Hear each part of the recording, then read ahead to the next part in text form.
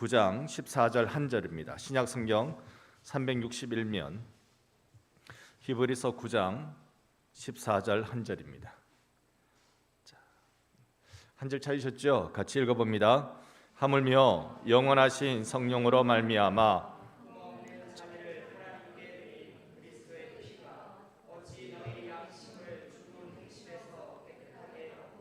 살아계신 하나님을 섬기게 하지 못하겠느냐? 아멘. 아멘. 자, 우리 어저께 한 걸 잠깐만 우리 한번 복습해 보도록 그렇게 하겠습니다. 어저께 우리가 이 히브리서가 언제 쓰여졌는지부터 이야기를 좀 같이 했습니다. 주 49년부터 64년 사이라고 말씀드렸는데요. 49년에는 글라우디우스가 로마에서 유대인 추방령을 내렸을 때입니다. 자, 이때 이것 자체가 그리스도인들에게는 박해 상황이었죠. 그러나 64년 이후에 되어서야 이때 네로 황제가 기독교를 박해하는데 이때는 죽이기까지 합니다. 이때 이제 순교자가 나타납니다. 그래서 순교자가 이때 나타나니까요. 요 사이에 히브리서가 기록되었다라고 우리가 그렇게 보는 거죠. 그렇게 보게 되는 가장 큰 이유가 있다면 너희 죄를 대항하되 피 흘리기까지는 아직 하지 않는다라는 말씀을 통해서 아직 순교자가 나지 않았던 것을 볼 때 요 사이 어간이라고 볼 수 있습니다. 누가 썼느냐에 대한 이야기를 어제 잠깐 했는데요.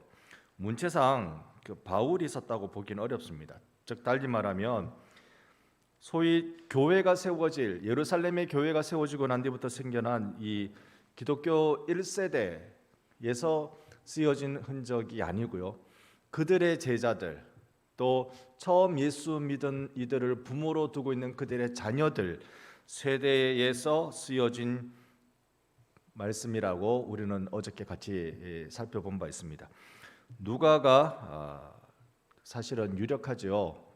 바울의 옆에서 바로 다 보고 배운 그런 사람이니까 그렇습니다.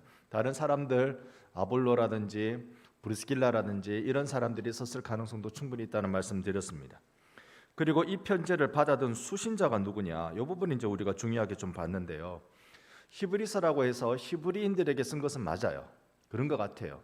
그렇지만 유대 팔레스틴 지역 그러니까 지금 이스라엘 땅에 있는 유대 기독교인들에게 썼다고는 보여지지 않습니다. 이유가 여기는 이미 순교자가 등장했기 때문에 그렇습니다. 스데반, 야고보 등의 순교자가 등장했기 때문에 편지의 내용과 어울리지가 않습니다. 그러니까 로마 지역에 있는 유대 기독교인들 중심으로 이 편지가 쓰여진 걸로 보여지는 것이죠. 자, 여기까지 우리가 지난번에 같이 하면서요. 어제 같이 하면서 이 말씀을 주로 같이 읽었는데요.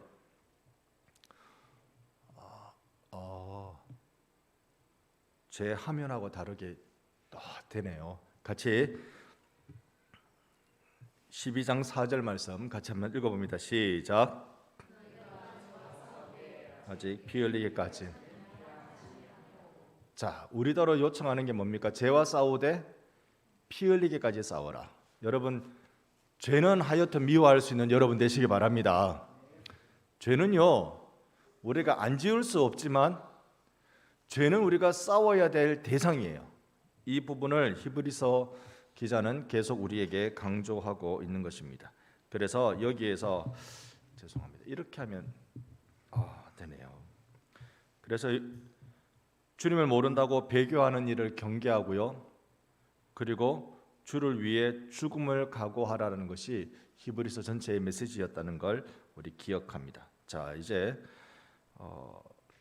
오직 예수를 따라가며 순종할 것을 각오하라라는 말씀이죠. 어저께 우리가 봤습니다만 예수님을 따르는 자에게 요청되는 게 무엇인가? 첫 번째가 순종이에요. 자, 같이 히브리서 4장 11절 함께 읽어봅니다. 그러므로 우리가 저 안식에 들어가기를 힘쓸지니 누구든지 저 순종하지 아니한 자의 본에 빠지지 않게 하려 함이라. 우리가 예수님이 들어가신 그 안식에 우리가 들어가기 위해서 남아있는 숙제가 순종이라는 것입니다. 이거 어제 말씀드릴 때 예수님 믿어서 나는 의롭게 된다, 칭의의 시간, 그리고 이제 우리가 예수님을 닮아가는 믿음의 생활, 성화의 시간, 그리고 이제 완전히 이루어지는 영화의 단계, 이 세 가지를 우리가 늘 기억하는데요. 칭의는 예수님을 믿자마자 내게 주시는 하나님의 의롭다 하시는 부르심입니다.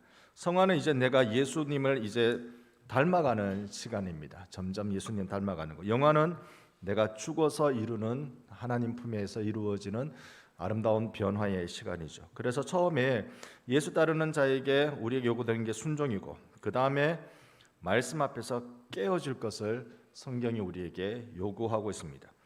하나님의 말씀은 살아있고 활력이 있어 좌우의 날선 어떤 것보다도 예리하여 혼과 영과 및 관절과 골수를 찔러 쪼개기까지 하며 또 마음의 생각과 뜻을 판단하나니. 여러분, 예수 믿는 생활은요, 은혜 받고 랄랄라로 그냥 바로 넘어가면 안 됩니다. 예수님을 믿는 생활은 교회에 오자마자 랄랄라가 바로 나오면 안 되고요. 랄랄라가 나와야 돼요. 그게 언제 나와야 되느냐면 깨어지고 난 뒤에 변화받아서 나오는 노래여야 하는 겁니다. 여러분, 그래서 예수님을 믿는 그 순간 내게 주어지는 그 깨어짐의 시간, 예수님을 믿는 그 순간 말씀이 나를 쪼갤 때 내가 굉장히 부끄럽고 민망하고 하나님 앞에 죄송하고 이런 마음들을 주님이 주실 때, 그게 하나님이 나를 새 사람 만들어 가시는 중이시란 말입니다. 그게 변화의 출발이 되는 것입니다. 여러분, 주님이 여러분의 마음을 꽉 잡고 흔드실 때 회개의 자리에 함께 나갈 수 있는 우리가 되기를 소망합니다. 말씀이 나를 깨트리시는 일이 필요합니다. 세 번째, 예수님을 따르는 자에게 필요한 것이 예수님을 붙들어라 라는 말씀이죠. 히브리서 4장 14절, 그러므로 우리에게 큰 대제사장이 계시니 승천하시니 곧 하나님의 아들 예수시라. 우리가 믿는 도리를 굳게 잡을지어다. 예수 믿는 도리, 복음의 진리, 이걸 굳게 잡고 살아야 된다. 여러분, 몇 주 전에 한 달 전쯤인가요? 그때 제가 주일 낮 예배 때 기호지세라는 한자성어를 한번 보여드린 적이 있습니다. 그 말이 호랑이 등에 올라타고 막 달려갈 때는 정신이 없어요. 뭐 이거를 내가 어떻게 지금 뛰어내릴 수도 없는 노릇이고, 이걸 뭐 어떻게 호랑이를 길들일 수도 없는 노릇이고, 어쩔 수 없어요. 갈 때까지 가보는 거예요. 그런데 꽉 붙잡고 정신없이 막 어떻게 하든지 호랑이 붙잡고 막 가는 거예요. 세상의 등에 올라타고 있는 우리 성도들, 예수 믿는 사람은요, 세상의 등에 올라탔어요. 올라타서 정신없이 달려요. 정말로 우리가 호랑이 등에 올라탄 거예요. 그러니까 여긴 이제 어쩔 도리가 없는 거예요. 뭐 뒤로 무르고 어떻게 할 수도 없어요. 여기서 우리에게 필요한 건 믿음의 줄 붙들고 사는 거예요. 믿음의 생명줄 붙들고 사는 게 여러분과 저에게 주어진 신앙의 방법이란 말입니다. 그러니까 우리가 예수를 붙드는 거, 복음의 도리를 굳게 잡는 거. 오늘 여러분 그러려고 이 자리에 오셨죠? 예수의 진리를 꼭 붙들려고 우리가 이 자리에 왔단 말입니다. 함께 붙드는 은혜가 있기를 축원합니다. 그렇게 되면 우리가 꼭 붙들 때 우리에게 주신 은혜가, 같이 15절 말씀 읽어봅니다. 우리에게 있는 대제사장은 우리의 연약함을 동정하지 못하실 리가 아니요 모든 일에 우리와 똑같이 시험을 받으신 이로되 죄는 없으시니라. 아멘. 우리와 같이 시험받은 그분께서 우리를 도와주실 줄 믿습니다. 주님을 의지하는, 꼭 붙드는 우리가 되기를 원합니다. 예수 따를 자의 네 번째 필요한 건요, 은혜의 보좌로 나아가자. 오늘 우리가 그 찬양도 함께 불렀습니다만 16절, 그러므로 우리는 긍휼하심을 받고 때를 따라 돕는 은혜를 얻기 위하여 은혜의 보좌 앞에 담대히 나아갈 것이니라. 여러분, 예수님이 지금 하나님 보좌 우편에 계신 줄 믿습니다. 그리고 오늘 이곳 반성교회에 말씀 수련에 참여하신 여러분을 예수님 딱 보고 계세요. 그런데 예수님이 계신 그 자리를 뭐라고 부른다고요? 무슨 보좌라고 부른다고요? 은혜의 보좌라고 부른다고요. 은혜의 보좌. 우리 주님이 우리에게 은혜 주시려고 늘 준비하고 계시는 줄 믿습니다. 늘 은혜 주시려고. 제가 까먹지 않으려고 이 선다싱이라는 사람을 한번 써놨습니다. 선다싱이 누구냐면요, 인도에서 예수님을 믿게 된 사람이에요. 제가 듣기로는 17살 때 예수님을 믿기로 됐는데 그 전에 우여곡절이 많았고 집안에서 예수님 믿는다고 이놈의 자식 이제 네 쓸모없는 놈이야 나가라고 하면서 이제 아버지가 어머니한테 도시락을 싸라고 말한 거예요. 도시락 하나 들고 집 내보내는 거예요. 도시락을 싸가지고 집 내보내는데 아버지가 뭐 했느냐면 거기다 독을 탔어요. 죽어보라고. 명예살인이라는 거 들어보셨죠? 그건 이슬람교에 주로 있는데 힌두교에서도 그런 게 있는 모양이에요. 이 도시락 먹고 죽어보라고. 그래서 이 청소년의 썬다싱이 집 나가서 그 도시락 먹다가 죽음의 위기에 다다랐습니다. 알고 있던 선교사님이 그를 도와가지고 목숨을 건졌어요. 온갖 우여곡절 끝에 자신이 인생을 생각하고 미래를 생각하고 삶이라는 거, 인간이라는 거 이런 거 생각하고 고민하다가 예수 믿기로 결정했는데 그는 예수의 십자가의 죽으심을 묵상하면서요. 그 어떤 뭐 신학적으로나 이렇게 성경 공부로나 이런 걸로 예수님 믿는 사람이 아니고 믿은 사람이 아니고 우리로 치면 뭐 직통계시라고 그렇게 말할 수 있을까요? 그 표현이 맞는 표현은 아닙니다만 그렇게 예수님을 만나고 믿고 평생 그래 사는 사람이에요. 내가 예수님의 당하신 고난을 생각하면 신발을 신고 다닐 수도 없다. 맨발의 전도자라고 부를 정도였습니다. 여기 보니까 샌들 신긴 신었는데 맨발의 전도자라고 그렇게 부릅니다. 주로 티베트 사람들에게 복음을 전했습니다. 그러니까 인도 저 북부 지방에 보면 히말라야 산맥을 중심으로 티베트하고 이렇게 연결돼 있을 거잖아요. 티베트 사람들에게 주로 복음을 전했던 사람입니다. 하루는 그 추운 산을 눈산 설산을 이렇게 가야 돼서 넘어가고 있는데 저기에 뭔가 꿈틀거리는 물체가 있더라는 거예요. 자세히 가보니까 사람이 쓰러져 있어요. 앞에 사람은 쓰러진 이 사람을 보고 이 사람과 같이 가면 나도 죽겠다 싶어서 혼자 갔어요. 그런데 이 썬다싱은 자기가 배운 게 하나님의 아들 예수 그리스도를 통해서 자기가 배운 게 사랑이고 사랑의 실천이란 말입니다. 그러니까 이 다 죽어가는 사람을 등에다 업고 땀을 뻘뻘 흘리면서 그렇게 끝까지 산을 지나갔습니다. 지나가는 도중에 보니까 먼저 앞에 간 사람이 죽었어요. 얼어 죽었어요. 그런데 자기는 살았어요. 왜 살았게요? 둘이 같이 체온이 왔다 갔다 따뜻하게 해주는 바람에 살았대요. 이 썬다싱이 영국과 미국에서 또 간증 이런 것도 제법 했다고 그럽니다. 영국에 갔을 때 한 신학자가 이렇게 물었습니다. 당신이 힌두교에 몰입하다가 힌두교를 신봉하다가 기독교로 왔습니다. 당신이 가지고 있는 종교의 내용과 기독교의 내용이 뭐가 차이가 있습니까? 라고 물었습니다. 그랬더니 예수 그리스도 딱 그렇게 말했어요. 예수 그리스도. 그거 맞는데 그런데 제가 궁금한 게 뭐냐 하면요. 당신의 힌두교가 가지고 있는 진리 체계에서 기독교가 가지고 있는 진리 체계와 비교해 보면 무엇이 다른지 나는 그게 궁금합니다라고 물었어요. 썬다싱이 뭐라고 말하는지 아세요? 예수 그리스도. 예수 그리스도. 그 얘기에 있어서는요. 다른 뭐 온갖 수식어, 온갖 그 신학적인 지식 알지도 못했겠지만 관심이 없어요. 오직 예수 그리스도 그거밖에 없었던 전도자였어요. 지금 썬다싱 같은 사람이 나타나면 오늘날에 나타나면 우리도 고개를 갸웃거리며 이상한 사람 아닌가라고 여겨질지 모르겠습니다. 오직 예수 그리스도밖에 없었던 사람입니다. 이 썬다싱이 즐겨 불렀던 찬양이 있습니다. 그 즐겨 불렀던 찬양이 뭐냐면 우리는 이 찬양이 어떤 복음성으로 이렇게 전래되고 전해져 왔는지 모른다고 그렇게 여길 수 있는데 이걸로 갈까요? 그렇지. 예.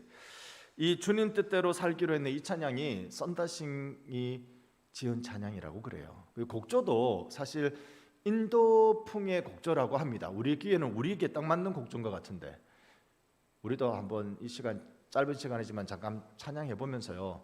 나도 예수만 붙들기를 원합니다. 소망하면서 같이 한번 찬양해 보겠습니다.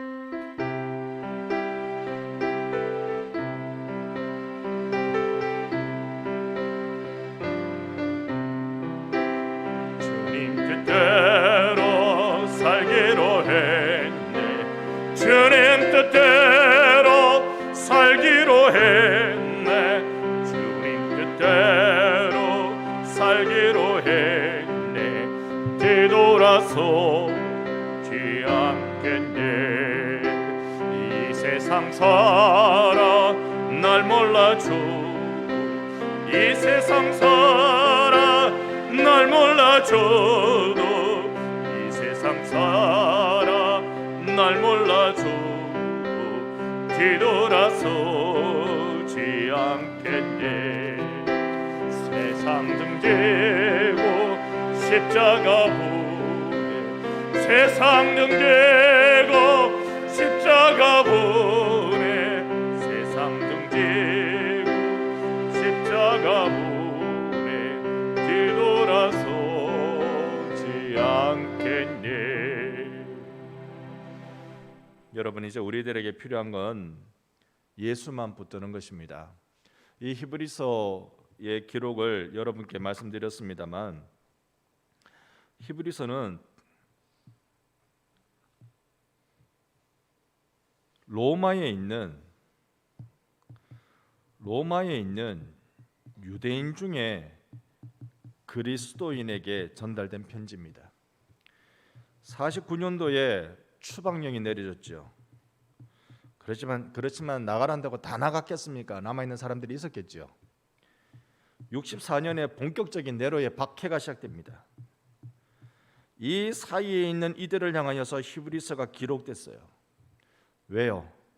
곧 큰 박해가 다가올 거니까 준비 단단히 해라. 단단히 해라. 그 준비가 부정적으로 얘기하면 죽을 각오해라. 긍정적으로 얘기하면 예수만 붙들어라.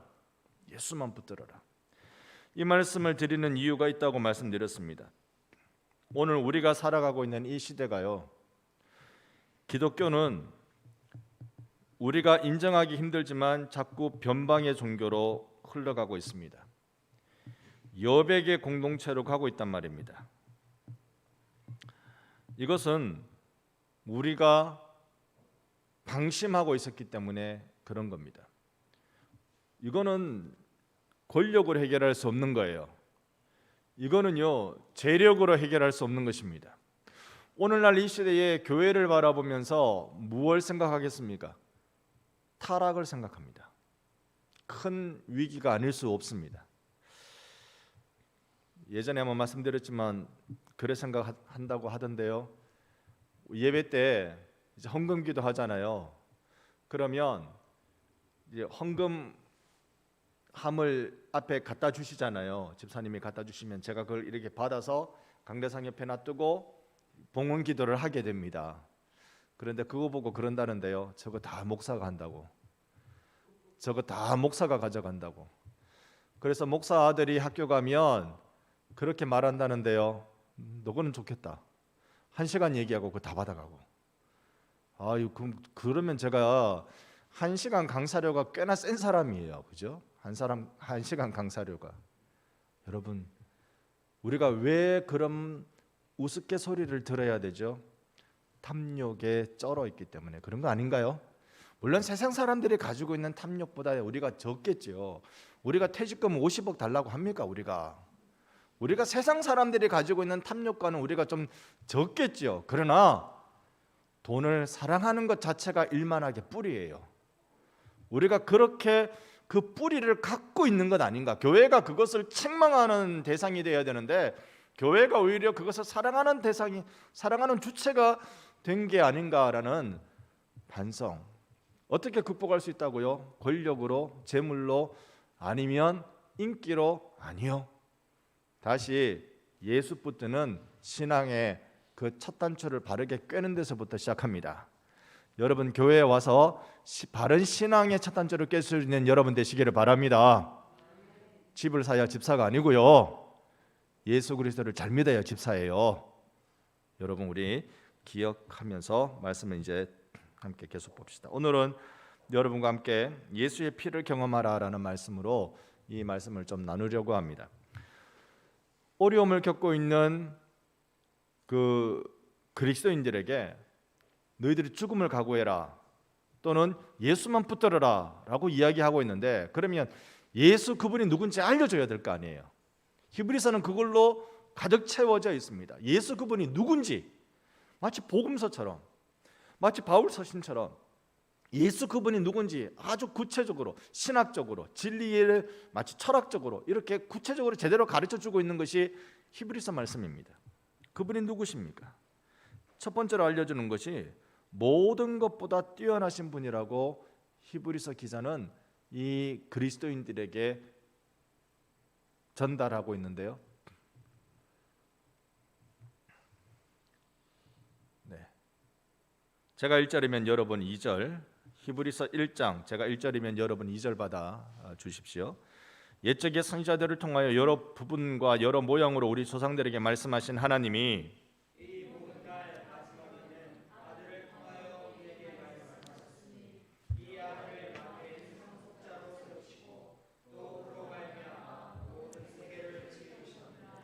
아멘. 그러니까 아들을 통하여 말씀하시는 하나님이라고 우리에게 알려주고 있는데요. 하나님은 예수를 통하여 우리에게 말씀하세요. 그러니까 예수님은요, 계시 그 자체입니다. 훨씬 뛰어나신 그리스도 예수여 우리를 도우소서, 이 고백을 하면서 신앙생활을 하라고 알려주는 겁니다. 누가요? 박해를 받고 있는 그리스도인들에게 이 고백하며 이 기도하며 살라고. 세상에 무엇보다 훨씬 뛰어나신 예수 그리스도여 우리를 도우소서. 오늘 여러분이 어떤 걱정거리와 근심거리를 가지고 나오셨는지 모르지만 여러분의 근심과 걱정보다 훨씬 뛰어나신 예수 그리스도여 나를 도우소서 기도하고 응답받는 여러분 되시기를 바랍니다. 늘 한 번씩 말씀드렸습니다만 구름이 가득 차 있다고요. 이제 곧 비가 쏟아질 것만큼 쏟아질 것처럼 검은 구름이 가득 채워져 있고 저쪽에서는 이미 번개가 번쩍번쩍 치고 있더라도요, 구름 위에 해는 있습니다. 여러분의 인생이 먹구름 같은 세월 속에 살아가고 있어도요, 하나님은 여러분의 인생을 지키고 다스리고 계시는 분이시란 말입니다. 그러니 우리는 훨씬 뛰어나신 그리스도여 나를 도우소서 우리는 기도하고 승리하기를 원합니다. 두 번째로 예수님은 누구냐면 다스리시는 분이라고 우리에게 말해주고 있습니다. 만물을 그 발 아래에 복종하게 하셨느니라 하였으니 만물로 그에게 복종하게 하셨은즉 복종하지 않은 것이 하나도 없어야겠으나 지금 우리가 만물이 아직 그에게 복종하고 있는 것을 보지 못하고 그 발에는 예수의 발입니다. 예수님의 발 아래 만물이 복종하게 되어져 있어요. 아직 완성되지 않아서 그렇지. 하나님의 나라는 언제나 예수의 다스림을 받는 것입니다. 하나님 보좌 우편에 계신다. 여기가 여러분 보시기 우편이죠. 그죠? 하나님 보좌 우편에 계신다. 우편에 계신다. 오른쪽이라는 말이 나의 오른팔이라는 말이 넘버 2라는 말이기도 하죠. 그런데 성경에서의 보좌 오른편이라는 말은요, 그게 왕위를 이어받을 자라는 표현입니다. 왕위를 이어받을 자. 그러니까 예수께서 하나님의 왕위를 이어받을 자라는 말이에요.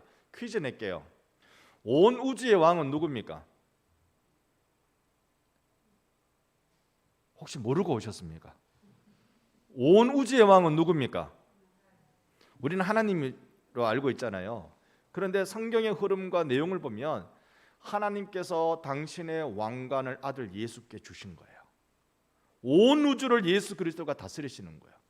그렇다고 해서 하나님이 왕이 아니다 이렇게 하지 말고 예수께서 온 우주를 다스릴 권세를 받으셨단 말입니다. 무엇을 통해?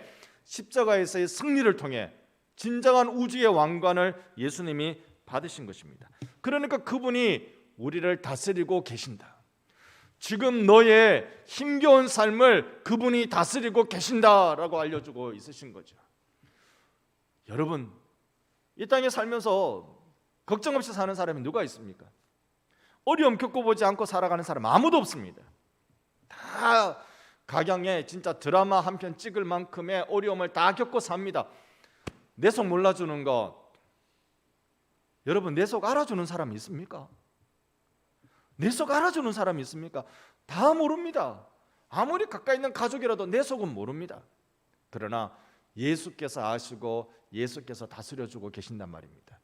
이 고난받고 있는 그리스도인들에게 그걸 알려주는 거예요. 너를 다스리고 계신 분이 계시다고. 너의 삶을 다스리고 계신 분이 계시다고. 나에게 필요한 것 아니면 주님이 허락하지 않으시겠죠. 지금 이 고난도 나에게 필요하니까 허락하셨겠죠.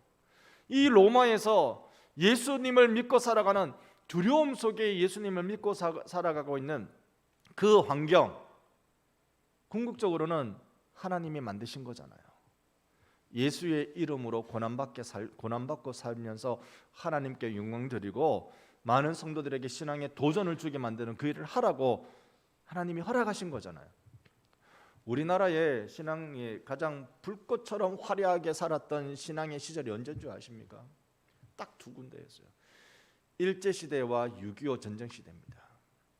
그때가 가장 성도들이 빛나게 살았어요. 빛나게. 전부 다 목숨 걸고 살았어요. 정말 빛나게 살았어요. 여러분, 그리스도인들에게 있어서 가장 빛나는 게 뭐겠습니까? 핏부림이죠.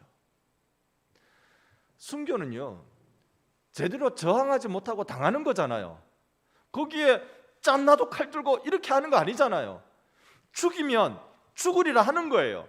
그게 순교잖아요. 근데 그게 가장 빛나는 역사가, 그 빛나는 역사가 일제치하와 한국 전쟁 그 공산당의 발자국 앞에 놓여졌을 때 한국교회는 가장 빛났습니다. 하나님이 그걸 다스리고 계세요.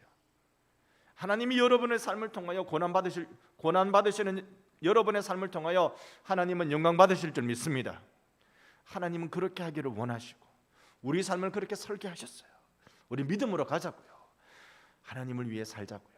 예수 그리스도의 복음을 위해 우리 살자고요. 이렇게 말씀드리면 이제 겁이 덜컥 나긴 하는데요. 계속 한번 보십시다. 예수 그리스도 누구신지. 세 번째가 예수님은 사도시며 대제사장이신 분입니다. 같이 히브리서 3장 1절 함께 읽어봅니다.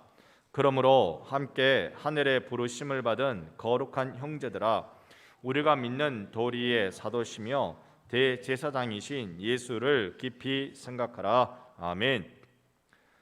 우리가 믿는 도리의 사도, 예수님은 사도. 사도는 12사도 아닌가?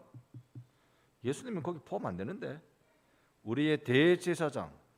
대제사장은 제사장들 중에 1년에 한 명씩 대제사장 뽑도록 되어 있는데 예수님은 거기 안 속하는데. 이렇습니다.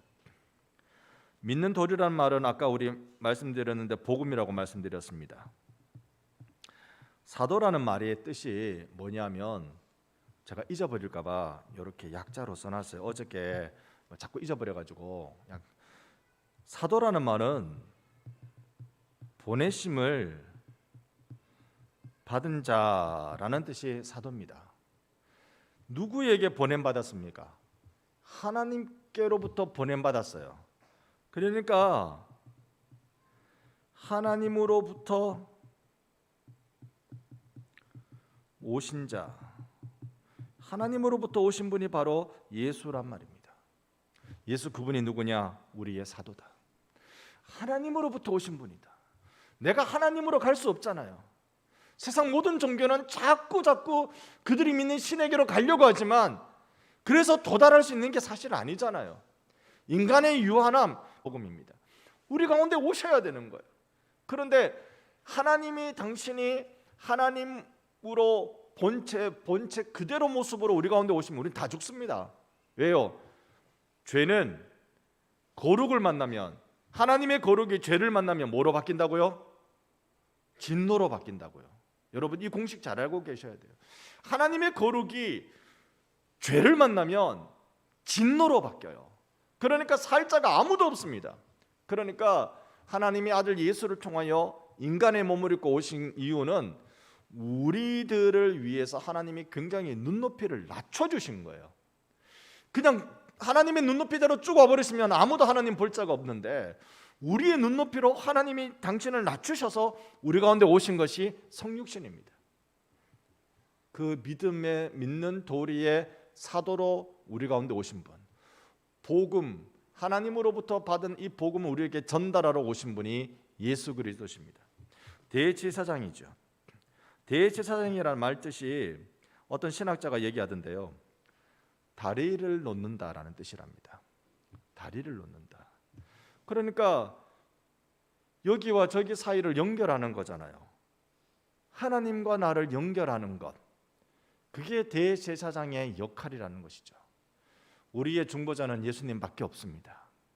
예수님 통해서 우리는 하나님과 이렇게 연결되는 것입니다.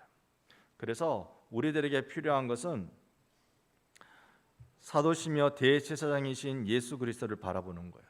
지금 우리가 계속 뭐 하고 있느냐면, 고난받고 있는 그리스도인들이 예수를 어떻게 알아야 되는지를, 그걸 우리가 붙들어야 되는 겁니다. 자, 네 번째는 여전히 대제사장이신 예수 그리스도를 우리에게 알려주는데요, 같이 한번 히브리서 4장 14절을 읽어봅니다. 그러므로 우리에게 큰 대제사장이 계시니 승천하시니 곧 하나님의 아들 예수시라.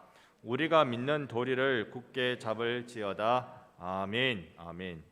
큰 대제사장이 계셔요. 이야, 제사장들이 1년에 한 번씩 있으니까 얼마나 많은 제사장들이 있었겠어요. 그런데 그런 제사장들과는 전혀 다른 큰 대제사장이 계시는데 승천하셨대요. 여기서 잠깐 여러분께 말씀드리면, 예수님이 십자가에서 죽으셨잖아요. 십자가 죽음 3일 만에 받아주셨죠. 3일 만에 부활하시고 난 뒤에 40일 만에 승천. 이게 요한복음 2장에 보면 성전에 대한 내용으로 이야기합니다. 그러니까 옛날 성전, 예루살렘에 있는 솔로몬이 지었고 스룹바벨이 지었던 옛날 성전, 이게 그림자 성전입니다. 그림자라는 말은 실체를 반영하는 거지만 실체는 아니에요. 그래서 예수님이 진짜 성전, 참 성전으로 오심을 우리에게 말씀합니다. 그런데 왜 승천하셨대요? 부활하시고 우리랑 계속 계시면 되지. 그냥 계시면 되지. 왜 승천하셨을까요? 하늘의 참 성전이 되시는 예수님이거든요. 구약의 제사제도에 보면, 어저께도 말씀드렸지만 대제사장은요 1년에 한 번씩 지성소 들어가는데, 들어가서 하나님의 율법과 거룩에 어긋난 일을 하면 그 자리에서 콱 죽어버려요. 그러니까 이 발목에다가 방울을 달고 긴 끈을 연결한단 말입니다. 방울 소리가 들려야 그가 살아있는 건데, 방울 소리가 안 들리면 그는 죽은 거예요. 끌어내려고. 즉 대제사장이 살아나와야 하나님이 그 제사를 받으신 거예요. 대제사장이 살아나와야 돼요. 대제사장이신 예수 그리스도께서, 하늘로부터 오신 예수 그리스도께서 이 땅의 제사, 하나님이 받으실 제사를 드리시고 무사히 하늘로 올라가셔야 하나님 그 제사를 받으시는 게 된단 말이죠. 그래서 우리는 예수 그리스도가 우리의 큰 대제사장 되신다는 사실을, 완성하셨다는 사실을 꼭 붙들어야 됩니다. 루터가 이런 말 했습니다. 복음의 진리를 변기 위에서 깨달았다. 화장실에서 깨달았다, 이 말입니다. 이게 무슨 뜻일까요? 여러분, 옆 사람 보지 마시고요, 나는 변기 위에서 기도해 본 적이 있다. 왜 거기서 기도를 안 하시니? 변기 위에서 난 성경책 본 적 있다. 변기 앞에 성경 구절은 붙어 있다. 나는 반성교회 다닌다.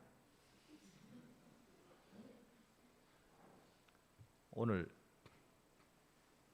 변기에 앉아 있으면 좀 상상은 하지 마시고요, 그냥 제 얘기만 들으십시오. 변기에 앉아 있으면요 사람이 부끄러워져요.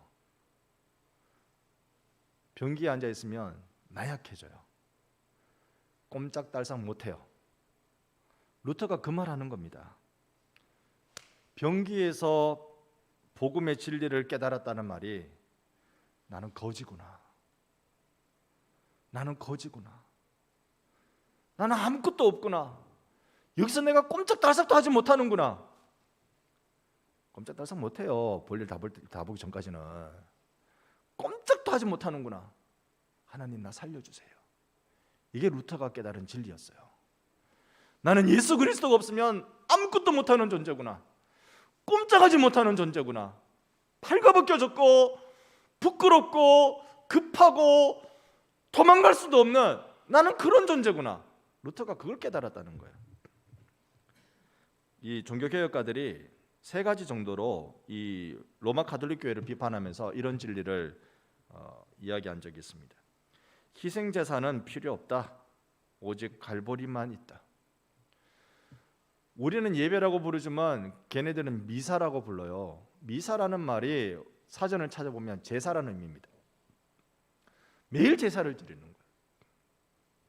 여러분 그거 죄입니다. 왜냐? 우리 주 예수 그리스도께서 십자가에서 드리신 그 제사는 한 번으로 완벽한 제사이기 때문에 그래요. 더 이상 따로 제사를 드릴 필요가 없습니다. 그러니까요, 우리에게 필요한 건 갈보리만 필요한 거예요. 골고다만 필요한 거예요. 예수의 대속의 은혜만 우리가 필요한 것입니다. 여러분 하나님 앞에 제사 잘 드리려고 용서지 마세요. 예수께서 드리신 그 제사로 통하여 여러분이 용납되고 주님의 자녀로 간합됐습니다. 은혜 받으려고 애쓰는 여러분 되시기 바랍니다. 두 번째는요, 더 이상 제사장은 필요 없다. 오직 그리스도만이 계신다. 예수만이 우리의 큰 대제사장이라고요. 사제 앞에서의 죄의 고백은 그만. 이게 신부 앞에서 재고백하는 걸 뭐라고 부르죠? 네, 고해라고 부르죠. 고해. 성사는 거룩한 일, 의무란 말이니까 고해라고 부르죠. 이거 필요 없다. 오직 하나님 보좌 앞으로만 나가면 된다. 할렐루야. 여러분이 어마무시한 죄를 지난주인가 2주 전인가요? 제가 말씀드렸어요. 제가 대학교 1학년 때 전도사를 할 때 그 교회 목사님이 40일 금식 기도를 3번 하신 분이라고. 그래가지고 늘 하시는 말씀이 나는 싫은데 보면 다 보인다고. 그래서 하나님 이거 안 보이게 해주세요라고 기도했다면서. 보면 다 보인다고. 40일 금식 기도는 한 번도 해본 적이 없지만 저도 여러분 보면 제가 한번 맞춰볼까요? 여러분 오늘 밥 먹었죠? 맞춰볼까요? 제가 한번. 여러분 아이고 그렇구나, 내가 죄 지은 거 목사님께 고해 바쳐야지. 아니요, 제가 용서할 능력이 없습니다. 제가 그걸 용서할 능력이 없습니다. 우리의 죄를 용서할 능력은 오직 예수 그리스도밖에 없습니다. 그러니 하나님 보좌로 자꾸 나가셔야 돼요. 주의 보좌로 나아갈 때 우리는 어떻게 해야 하나? 오늘 불렀던 찬양 여러분 좀 기억하면서 인터넷으로 좀 찾아보시면서 가사를 좀 기억하시면서 그렇게 우리가 그 은혜의 보좌 앞에 나가는 우리의 삶이 되기를 원합니다. 그 다음에 이제 우리의 대제사장 되신 예수님이 어떤 일을 하시는지 15절에 어제도 같이 봤습니다만 또 같이 한번 읽어봅니다. 우리에게 있는 대제사장은 우리의 연약함을 동정하지 못하실 리가 아니요 모든 일에 우리와 똑같이 시험을 받으시니로되 죄는 없으시니라. 아멘. 우리 약하다는 걸 동정하세요. 동정이라는 말이 함께 고난 받는다는 뜻입니다. 함께 옆에서 힘겨워 하신다는 뜻이에요. 우리가 시험 받을 때 예수님이 이미 그거 다 받으셨어요. 인간의 시험이라는 게 대체로 예수님께서 광야에서 받으신 시험 그 범주 안에 거의 다 들어갑니다. 먹고 사는 문제, 명예의 문제, 돈의 문제 다 뭐 이거 그 범주 안에 다 들어갑니다. 여러분이 겪고 있는 문제가 작다는 뜻이 아니고 그거 뭐 별로 어려운 거 아니네 이런 뜻이 아니라 그 우리가 감당하기 어려운 엄청난 어려움 그것도 예수님 다 아세요. 이 땅에 33년 살아가시면서요 예수님 다 경험하셨어요. 다 경험하셨어요. 예수님은 목수로 삶을 사셨죠. 목수시잖아요. 근데 어떤 인류학자가 그렇게 강의하는 걸 들었습니다. 예수님이 오실 당시 그 1세기 때는요, 예루살렘에 이 나무로 만드는 일은 거의 없었대요. 전부 다 돌로 만드는 때랍니다. 돌로 만드는 때. 그러니까 이 목수라는 말이 이 조각가 내지는 돌로 하는 건축가라는 의미를 많이 갖고 있대요. 예수님은 그래서 건축가로 많이 일을 하셨어요. 돌로 어떻게 만들고 짓고 이렇게 집을 만들고 건축가로 이렇게 많이 하셨어요. 그러면서 우리를 향하여 우리가 겪어냈던 먹고 살기 위해서 일해야만 했던 건 당신이 어리셨을 적에 아버지 요셉을 따라서 열심히 그런 일을 해보셨겠죠. 다 알고 계세요. 질병은요, 예수님은 병 달고 계셨겠죠. 너무 왜소하셨기 때문에. 요즘같이 부동산 가격이 막 올라가지고 감당이 안 될 때 예수님 뭐라고 말씀하셨어요? 인자는 머리 둘 곳도 없다 하셨잖아요. 다 여러분 거 알고 계세요. 여러분이 도대체 뭘 고민하고 뭘 힘들어하는 거. 그런데 그분이 우리를 도울 수 있는 분이라는 사실입니다. 그래서 우리더러 어떻게 하자고요? 16절, 4장 16절 함께 봅니다. 그러므로 우리는 긍휼하심을 받고 때를 따라 돕는 은혜를 얻기 위하여 은혜의 보좌 앞에 담대히 나갈 것이니라. 아멘. 아멘. 우리가 은혜의 보좌 앞에 나가자고 요청합니다. 은혜의 보좌라서 감사해요. 심판의 보좌가 아니고 은혜의 보좌여서 감사해요. 다시 히브리서 당시로 돌아갑니다.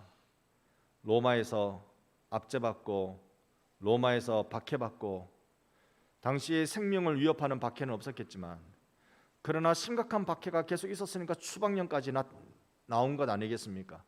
어떤 박해 우리가 상상해 볼 수 있는 건 예수 믿으면 재산을 몰수당한다든지 벌금을 문다든지 아니면 직장 구하는데 불이익을 받는다든지 이런 것들이 계속 일어났던 것이죠. 이런 박해를 받고 있는 그 상황 속에 뭘 얘기하느냐면 그런 상황 속에 이길 수 있는 비결은 기술 연마가 아니고 은혜의 보좌 앞에 나가는 거라고. 하나님 앞에 나가는 거라고.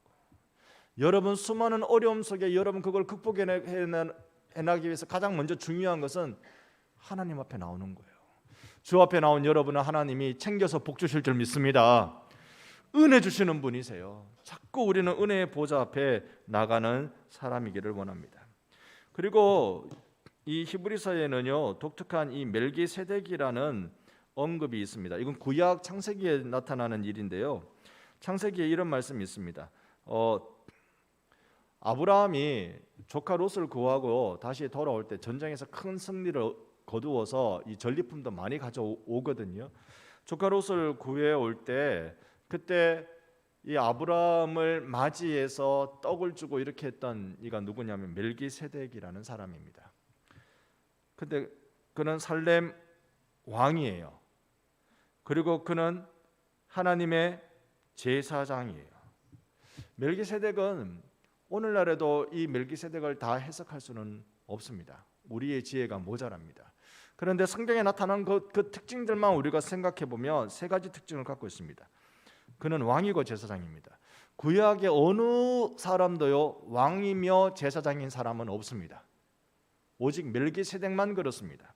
여러분, 이 멜기세덱은 예수 그리스도를 예표하는 사람, 상징적으로 예표하는 사람이었으니까 이렇게 보면 돼요.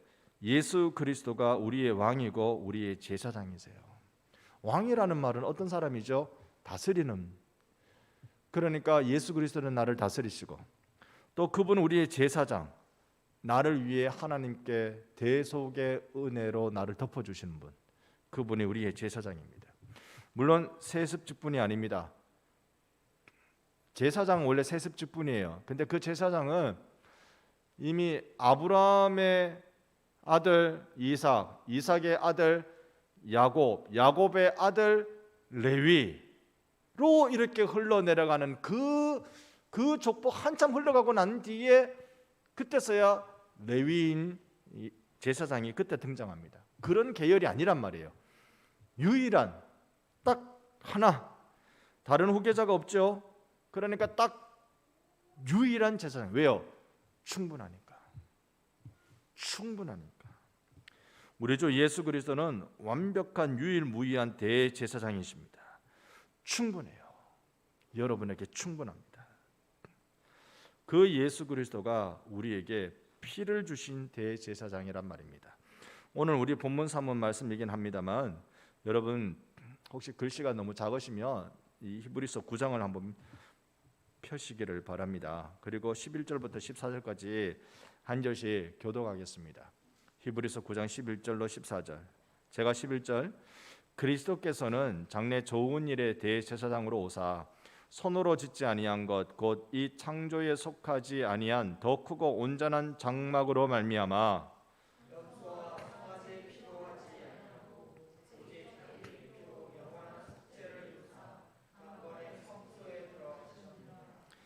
염소와 황소의 피와 및 암송아지의 죄를 부정한 자에게 뿌려 그 육체를 정결하게 하여 거룩하게 하거든.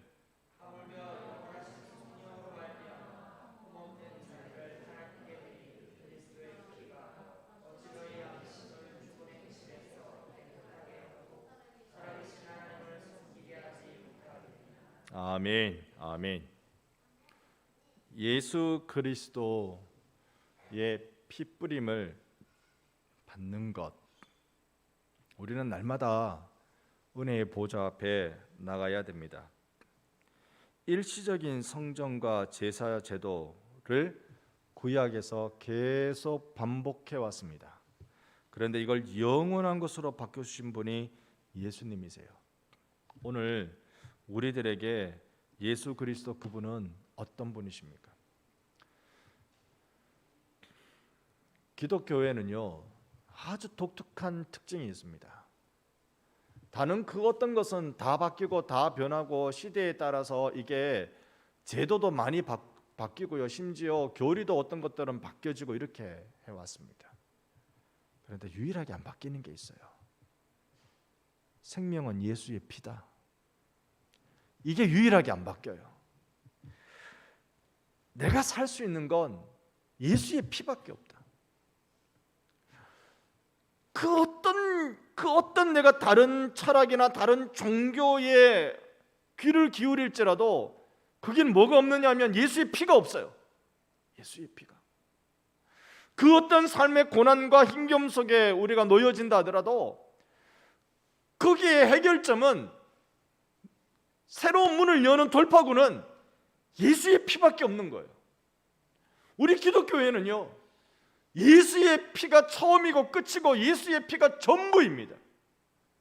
오늘 우리들에게 제일 필요한 게 예수의 피뿌림이에요. 어떻게 하면 다시 세상으로부터 인정받는, 별로 좋은 표현 아닌 것 같아요. 존경받는, 그것도 부족한 표현인 것 같아요. 어떤 표현을 찾을지 모르겠습니다. 다시 기독교회가 세상에 생명을 전달하는 공동체로 새로워질 수 있을까? 여러분, 한때 제가 그걸 위해 기도하자고 말씀드린 거 기억나세요? 우리 반성교회에서 대통령 나게 해주십시오. 아직도 그런 바람은 있습니다. 근데요, 그런다고 되는 건 아닌 것 같아요. 그런다고 되는 건 아닌 것 같아요. 우리나라 역대 대통령 중에 장로였던 분들이 제법 있습니다. 잘한 부분도 있지만 손가락질 받는 부분도 또 있어요. 우리나라 대통령 중에 장로 대통령만 이렇게 감옥에 들어간 게 아니고요. 우리나라 대통령 중에 감옥 안 간 대통령도 있습니까? 자기가 안 가면 자기 아들이라도 가더라고. 다 그걸로 세상을 못 바꾸더라고요. 세상을 바꾸는 유일한 힘은 복음밖에 없어요. 이 복음은 언제나 예수의 피가 흥건히 젖어 있어요. 흥건히 젖어 있어요. 여러분, 예수의 피뿌림을 받으시기를 축복합니다. 여기에 내 생명이 달렸어요. 우리는 왜 교회에 나옵니까? 왜 말씀 수련에 나오고, 왜 예배에 나오고, 왜 기도에 나옵니까? 예수의 피 아니면 나는 살 수 없는 자라는 걸 알기 때문에 나와요. 특별한 방법 몰라도 돼요. 썬다싱은 특별한 방법 몰랐어요. 그저 성경이 가르치는 대로 그냥 바로 그냥 해석도 없이 그냥 바로 따라하는 사람이었단 말이에요. 그런 사람 저는 무서워하고 별로 안 좋아합니다. 그런데 썬다싱이 존경받는 이유는 예수밖에 없었기 때문에 그래요. 당신이 이전에 생활했던, 이전에 믿던 그것과 지금 기독교와 무슨 이 두 가지의 차이가 뭡니까 말할 때 항상 대답은 예수 그리스도. 예수 그리스도. 예수 그분이 누군지 아시기 바랍니다. 조금 더 9장 26절로 28절까지 좀 가보겠습니다. 또 교독 부탁합니다. 그리하면 그가 세상을 창조한 때부터 자주 고난을 받았어야 할 것이로되 이제 자기를 단번에 제물로 드려 죄를 없이 하시려고 세상 끝에 나타나셨느니라.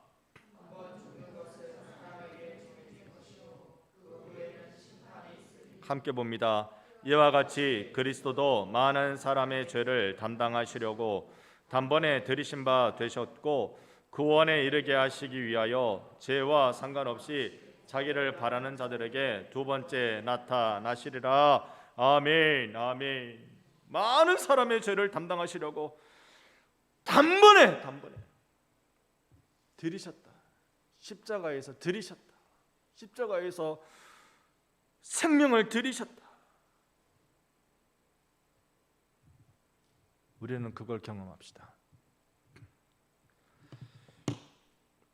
한 아이가 여름에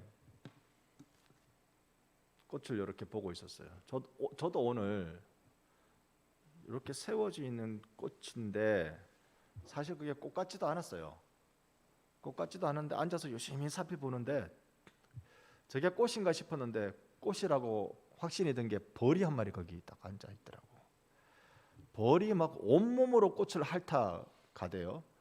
그래가지고 이게 꽃인가 보다. 꽃같이 생기지는 않았어요. 무슨 선인장 모양처럼 생겼는데 가시는 없었지만 이 어린 아이가요, 그 집에 꽃을 구경하다가 벌이 한 마리 도는 거예요. 근데 이 벌이 제법 좀 컸던 모양이에요. 얘가 이렇게 해도 이 벌이 도망을 안 가는 거예요. 자꾸 자기한테 쏠라고 그러니까 얼굴이 막 파래지고 겁에 질려가지고 엄마한테 막 도망갔어요. 그러니까 벌이 따라오잖아요. 여러 마리 웅 따라오는 게 아니고 한 마리가 왔어요. 그러니까 엄마가 벌이 오는 걸 보고는요, 잽싸게 치마폭으로 아들을 이렇게 탁 덮어버리곤 이 손으로 이 아이를 이렇게 탁 이렇게 감쌌어요. 이렇게 하니까 이제 벌이 어디로 가겠어요? 엄마의 이 딱 붙은 거예요. 엄마의 팔에 딱 붙었어요. 그래서 벌이 그만 이 엄마의 팔뚝에 침을 빡 쏜 거죠. 그래서 쏘고 벌이 침 쏘면 바로 죽나요? 그거 아니잖아요. 꿈틀꿈틀 이 팔을 기어가 다니는 거예요. 엄마는 콕 껴안고, 얘야 걱정하지 마. 그 벌침 내가 대신 맞았어. 너에게 전혀 해가 되지 않을 거야. 아무 걱정하지 마. 우리 주 예수께서요, 여러분을 당신의 옷자락으로 탁 덮으셨어요. 그 피 묻은 옷자락으로 여러분을 탁 덮으셨어요. 탁 덮으시면서 걱정하지 마. 너가 죽을 일 내가 대신 죽었어. 지금 박해가 다가온다니까요. 주 64년 이후에는요, 로마 안의 그리스도인들이 얼마나 끌려가서 원형 경기장 안에서 사자의 밥이 되고 십자가에 못 박혀 죽임당하고 얼마나 몸을 감아가지고 끝에 심지어 불을 피워가지고 밤새도록 로마를 밝히는 인간 촛불로 만들고 수많은 사람들이 예수 그리스도 때문에 죽어나가는데, 그때 예수님이 하시는 말씀이 뭐냐면, 내 아들아, 내 딸아, 내가 너를 덮었어. 내가 너를 덮었어. 오늘날 이 시대 살아가고 있는 우리들을 향하여서도 예수님이 뭐라고 말씀하실까요? 딸아, 내가 너를 덮었어. 절대로 원수 마귀가 너를 해하지 못할 거야. 너 나만 바라보고 와. 너 나만 바라보고 살아. 내 아들아, 겁내지 마. 겁내지 마. 내가 대신 죽었어. 영원한 형벌을 내가 대신 다 당했어. 겁내지 마. 우리 주 예수께서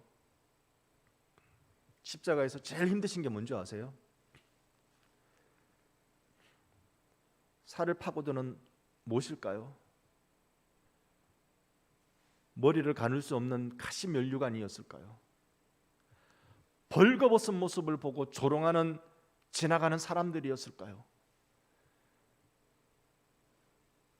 예수님이 제일 힘든 건요, 한 번도 경험해 보지 못한, 당신이 영원히 하나님과 함께 계시는 하나님의 아들, 영원한 하나님이신데 한 번도 경험해 보지 못한 걸 예수님이 십자가에서 경험하신 거예요. 그게 뭐냐면 창조주 하나님, 예수 그리스도의 아버지 하나님께서 십자가에서 죽으시는 예수를 향하여 고개를 돌리신 일이에요.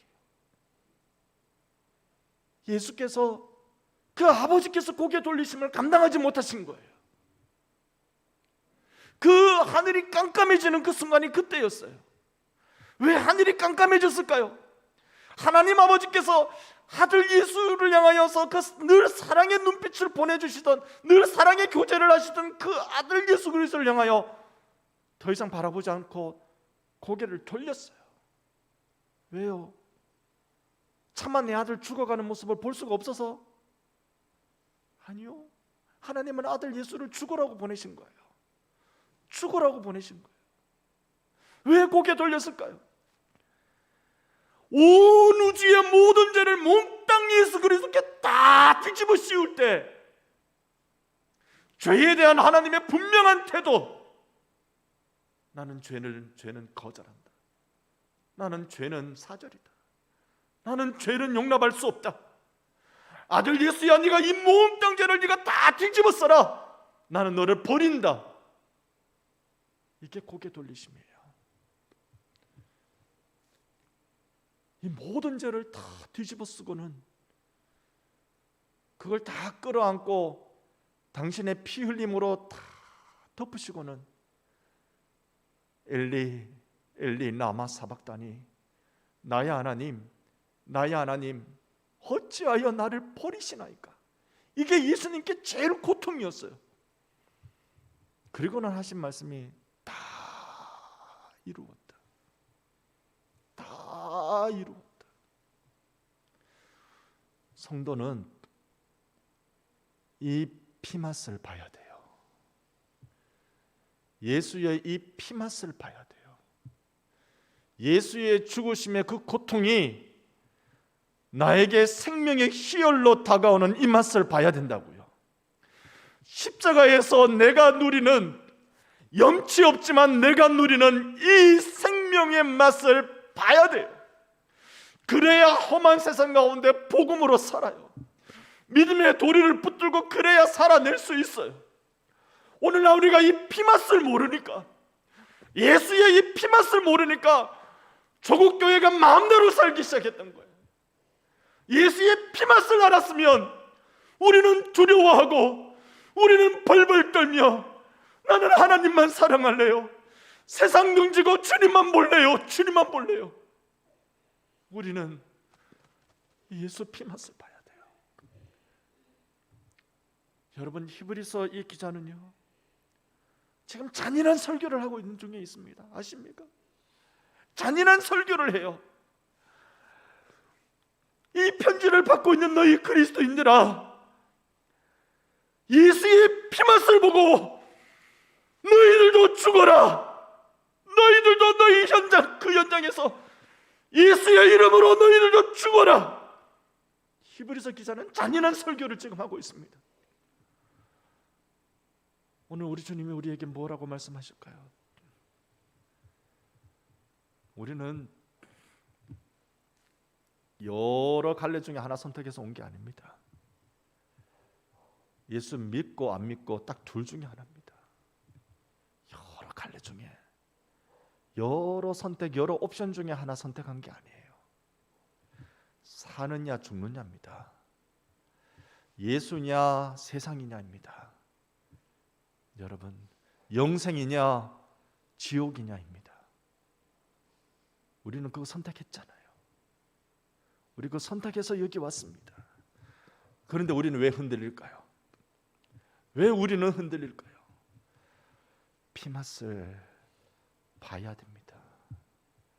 예수 피맛을 봐야 돼요.